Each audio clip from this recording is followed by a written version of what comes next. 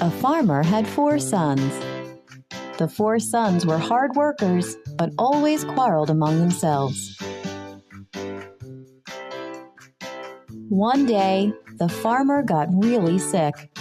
He wanted his sons to share the farm and work together, but knew that his sons would continue to fight. The farmer decided to teach them a lesson. He called his 4 sons. He gave each son a stick and asked them to break it. Each son easily broke the stick. Now the farmer gave each son a bundle of sticks and asked him to break it. Each tried his best but couldn't break the bundle.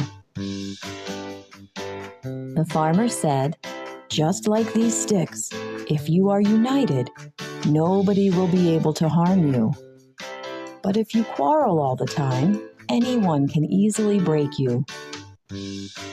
The sons realized their mistake and started working happily together. Moral of the story? There is strength in unity.